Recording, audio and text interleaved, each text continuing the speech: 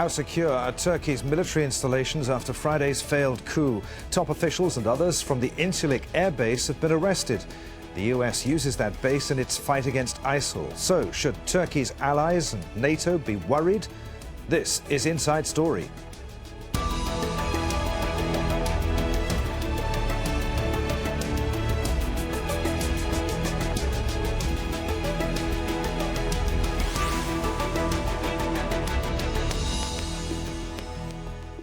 Hello, welcome to the programme. In Doha, I'm Adrian Finighan. The Turkish government says that it's regained control of the country and the army after Friday's failed coup. But its effects are still being felt in the region and beyond. Turkey is a long-time ally of the United States and an important member of NATO.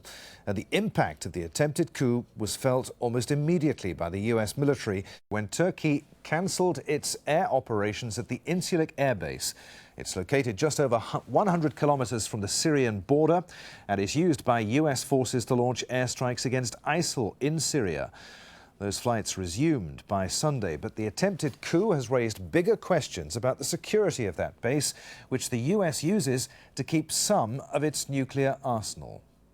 Well, it's not difficult to see why Turkey is a crucial member of NATO and why its political instability is worrying the United States and others. Turkey joined NATO in 1952. The Turkish armed forces are the second largest in the alliance, just behind the United States.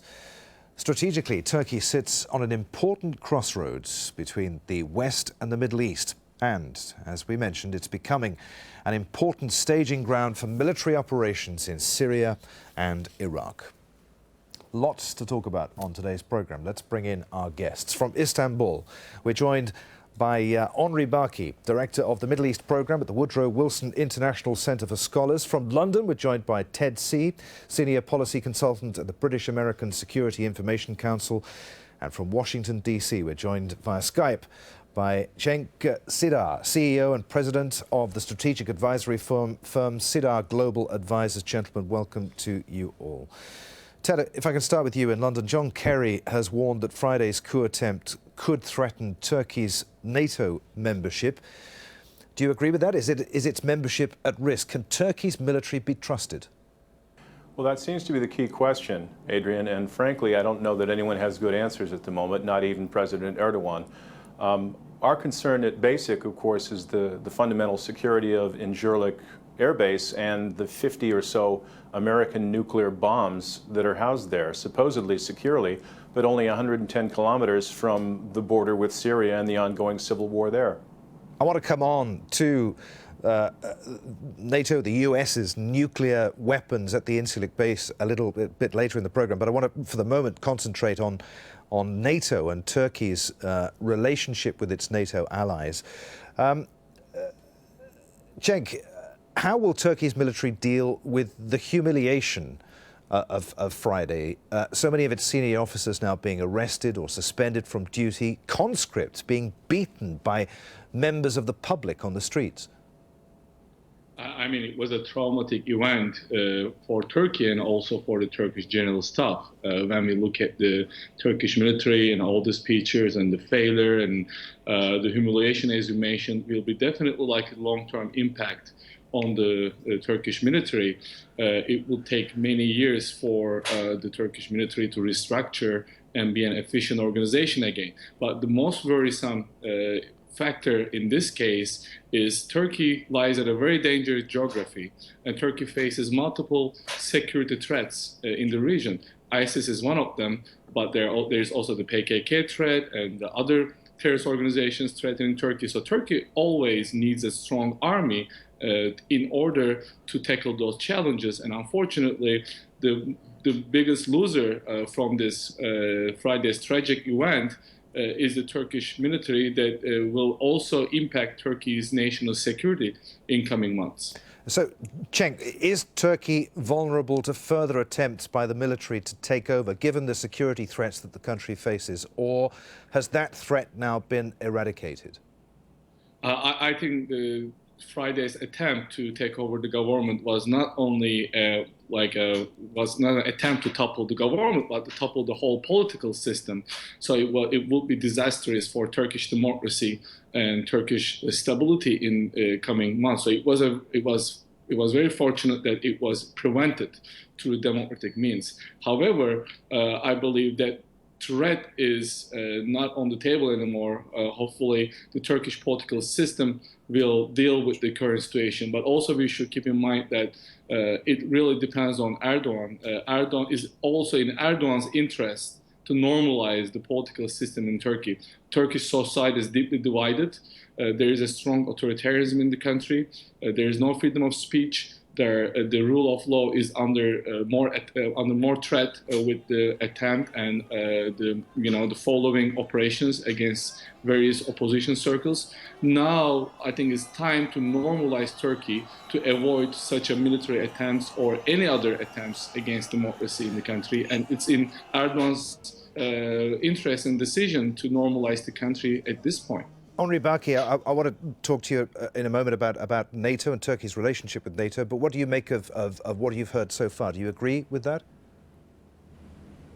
Well, I think this is a situation where everybody lost. There are no winners. I mean, everybody says that Erdogan has now consolidated his position. He's stronger now than he was 48 hours ago. Yes, that may be the case, but I think that's only temporary in the following sense. All institutions in Turkey have been wounded by and have received a body blow from this event. The fact that Mr. Erdogan had to face a rebellion among his officer ranks, nobody would have guessed a month ago or a year ago that the Turkish military would do, even a part of the Turkish military would do something like this. And because the military was assumed to have been defeated in the 2007 elections. Therefore, Erdogan now is vulnerable. He's vulnerable psychologically, he's vulnerable politically. He's going to try very quickly to weed out all elements from the state bureaucracy and the military, all elements he thinks are disloyal. And that goes beyond some of the Gülen followers that he charges for organizing this conspiracy. Look, 103 general-ranked officers and admirals have been detained. That's a huge number of officers. If that's the number of officers he thinks are disloyal to him, that actually indicates that the military as an institution is terribly fraught with divisions. And that's not good for him. And it's going to take a very, very long time for Turkey to recover from this.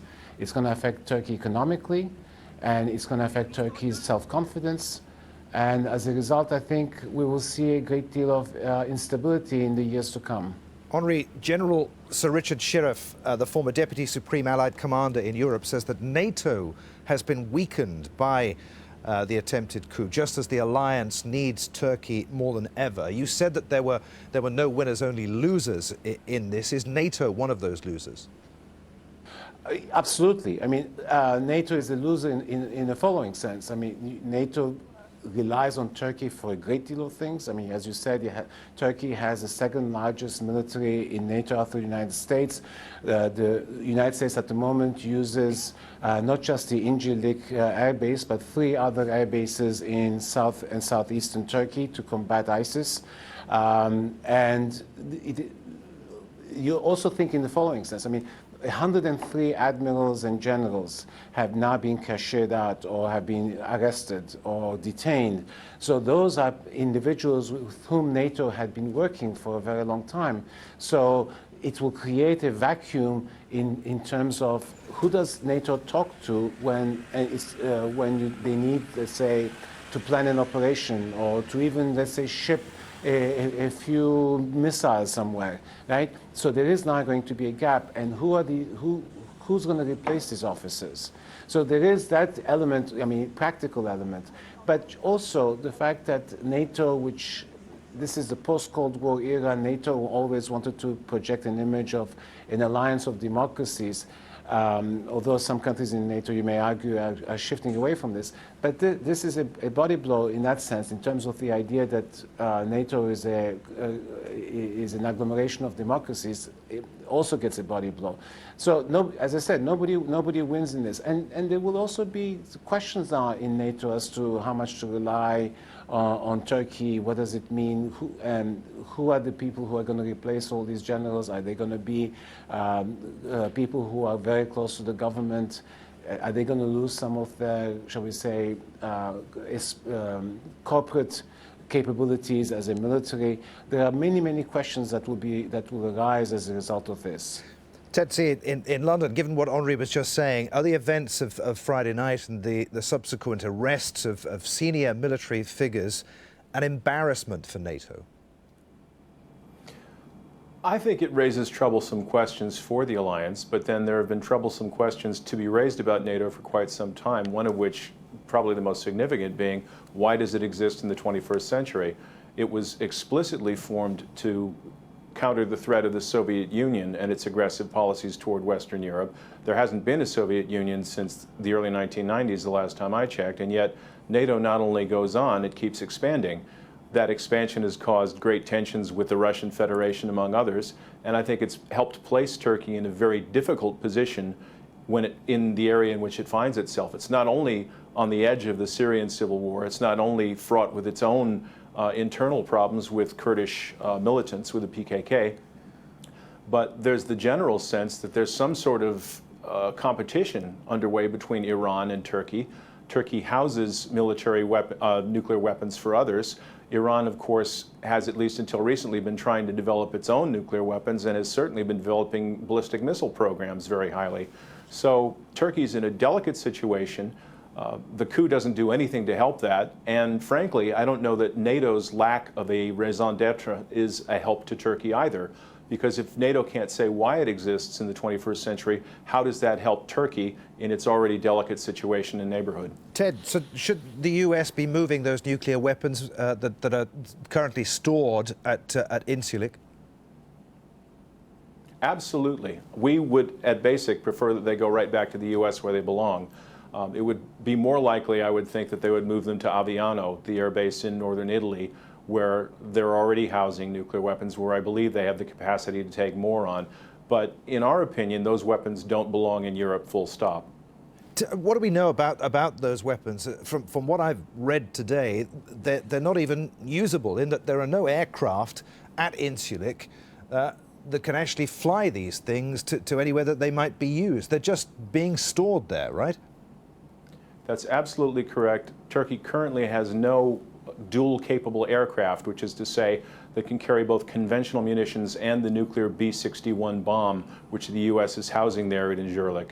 So they're simply a monument to Cold War policies, in a sense, because in order to even think about using them, NATO would be forced to fly dual-capable aircraft in from other countries, upload the bombs, and then take off from there. So they pose a security risk, what? Because Turkey is now proven to be unstable, and because they're so close to that border with Syria, right?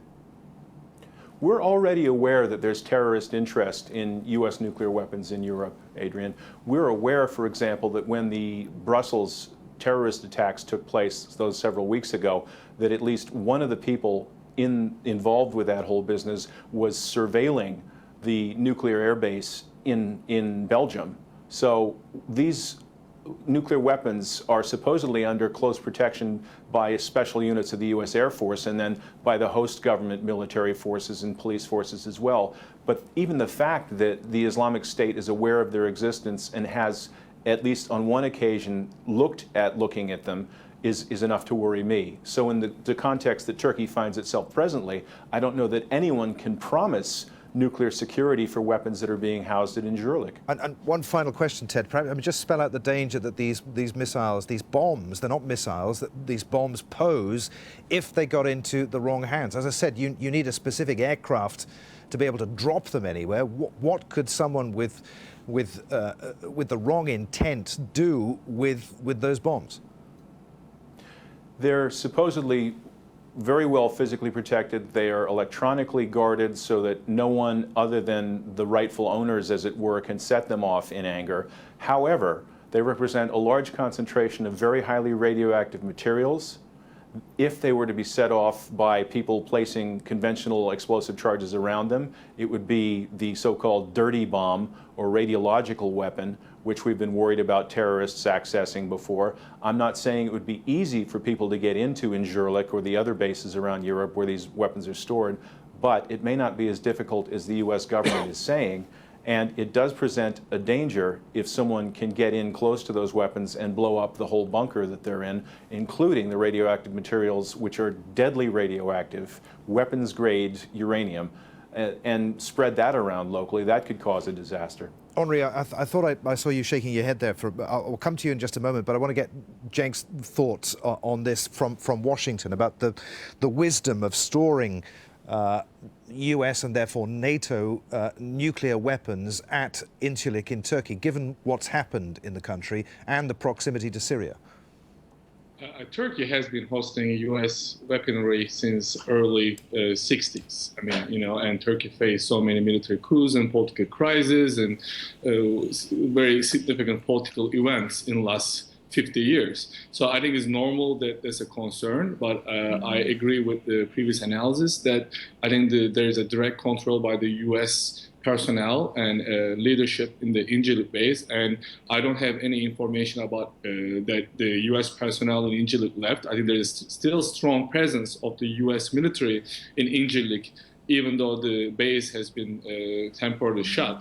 The authority is still there, continues with the US-Turkish leadership together. So I don't expect a significant threat resulting from hosting the nuclear weaponry in the country. But from the larger, from the macro picture, of course, they should be questioned if you know, the nuclear weaponry is still necessary in Turkish geography. I think that's another like a macro question, which I would agree with Ted on this issue as well. But at this point, I don't see a short-term immediate threat imposed by that weaponry hosted in Turkey, to US or to the region or the NATO. Anyway. Henri, what are your thoughts on this? No short-term threat, perhaps, but does the situation in Turkey since Friday and the area in which that base is meet the security requirements that the US should have for the storage of such weapons? Well, look, ISIS may be a formidable terrorist organization, but it is not an organization that can penetrate Incirlik Air Force Base, and especially where the nuclear weapons are stored. So I actually do not see a threat from ISIS in Incirlik. And I would say that when you think about nuclear weapons, even if those nuclear weapons are somewhat obsolete, weapons like this are not just weapons in a physical sense, but they're also political weapons. That is to say, if the United States were tomorrow to decide to withdraw those missiles, it will basically say that it has lost confidence in both the Turkish government and the Turkish military, which would provoke a major political crisis. Unless the Turks want those missiles to be removed, I would think that it would be very stupid, to put it very bluntly, for the United States to suddenly decide to withdraw those weapons, because that will show that if you want to create a crisis in NATO, we will effectively have said to the Turks that we don't really trust them anymore. So then you put the whole question of Turkish membership, you open up the question of Turkish membership. Ted, I see you shaking your head there. Aaron Stein of the Atlantic Council wrote today that until Friday, NATO saw Turkey as a difficult ally to work with the risk of autocratic backslide, but essentially stable. Today, though, it's a very different ally with autocratic backslide potentially going into overdrive, and the country is inherently unstable. How will, picking up from what Henri was saying there, how will NATO be looking at Turkey now? And if it withdrew those weapons, would it trigger a political crisis? Absolutely not, Adrian. NATO has on several occasions in the past quietly withdrawn nuclear weapons from other allied territories, most significantly, I would say, from the territory of Greece, when I think someone realized that given the animosity which has flared up several times between Greece and Turkey, for example, and the fact that Greece has also undergone military coups d'etat in the past, it was probably not the best idea to keep nuclear weapons there. So they pulled them out. The government didn't fall. Greece is still a member of NATO. No one, in fact, even really noticed. They also used to have B-61 nuclear gravity bombs here in the UK. They don't anymore. Again, they took them out. No one even noticed. And the last time I checked, UK is a pretty regular member of NATO. The thing is, what we're talking about can't be divorced from the larger picture. You've been talking about how the region is a dangerous place. Nuclear security is the highest priority of a number of governments these days. There have been a number of nuclear security summits, including one this year, held over the last decade. And if we can't, with assurance, say that a situation is inherently safe for nuclear weapons, then we have to regard their position with great suspicion. When you add to that the fact that there's not even a delivery mechanism for them to be used in anger from Turkey at the moment, then why are they there? Henri, do you want to respond to that? Well, look, I mean, yes, with nuclear weapons we were thrown from Greece and maybe from Britain, but look, Turkey is a very, very special case. As you made reference to Einstein's piece about Turkey being a difficult ally. Turkey has always been a very, very difficult ally, even in the best of times. And I remember from my government days, it's been a difficult ally. And we have always been very, very careful as to how we treat Turkey. And there are certain aspects in Turkey that which is different from Greece in the sense that they take NATO and nuclear weapons and much more seriously than the Greeks have ever done. And it is not also the US-British relationship that we're talking about. This is a very different relationship. So at this point in time, given all the uncertainty in Turkey, it is the weapons are not under threat. Therefore, I would think it would be would be a mistake to withdraw them, because it would send a terrible message. Look, today Turkey has already, especially after Brexit, lost all hope of becoming part of Europe. You force a crisis over NATO, you've essentially pushed Turkey out of the Western Alliance, I mean, in both psychologically, conceptually, and physically. And you don't want to do something that is not absolutely necessary. All right, Ted, and that's my point. But Ted, I mean, I can see you shaking your head. I'll come back to you in a moment. But I could see Cenk was nodding there. Cenk, do you want to say what you're thinking there? Yeah, I agree with Henri on this point. NATO is a very important anchor for Turkey's Western identity since 1952. So I believe, there may be questions about the future of NATO or how NATO defines itself in the changing security landscape in the 21st century. However, Turkey's NATO membership is important for NATO and for Turkey. So that's why I think we should not question the future of Turkey's NATO membership in every scenario. I mean, we are talking about unstable Turkey, but Turkey is not too much unstable than it was like 2 weeks ago. I mean, Turkish military is not like controlling the country. The Turkish government is in charge. There's full control maintained by the government and civilian administration. Yeah. I mean, Turkey's instability comes from the democracy and rule of law problems. And now we will see if Turkey is more unstable, looking at Erdogan's policies in coming days. But Turkey will be more unstable if he's cracking down on opposition, the wider segments of the opposition in coming days. But otherwise, I don't see a very important, very significant security instability resulting from Turkey that requires challenging Turkey's NATO membership at this point. All right, Ted, how do you respond to what you've just heard? 2 points. First, there are 5 countries currently participating in what's called nuclear sharing within NATO. The other 4 provide dual-capable aircraft and air crews for that mission, so that U.S. nuclear bombs can be mated up with Belgian or Dutch or German or Italian dual-capable aircraft with crews from those countries who train in the nuclear mission. Turkey does not provide dual-capable aircraft. It does not provide dual-capable air crews for that mission, and that's why those bombs are just sitting there at Incirlik. Okay? So no one's challenging Turkey's membership in NATO right now. What I'm saying is it makes no sense to keep those weapons there under current circumstances. What I would argue, in fact, is if they were to come out, Turkey would be in a much better position to act as a strong NATO ally with its large conventional resources, which is, frankly, what NATO most needs on its southern flank right now. And there, gentlemen, I'm afraid we're going to have to end our discussion. Many thanks to all of you, Henri, Barkey, Ted C. and Cenk Sidar. And thank you for watching. Don't forget, you can see the programme again anytime just by visiting aljazeera.com. And for further discussion, go to our Facebook page at facebook.com/AJ Inside Story, or join the conversation on Twitter. Tweet at AJ Inside Story. From me, Adrian Finighan, and the whole team here in Doha, thanks for watching. We'll see you again. Bye for now.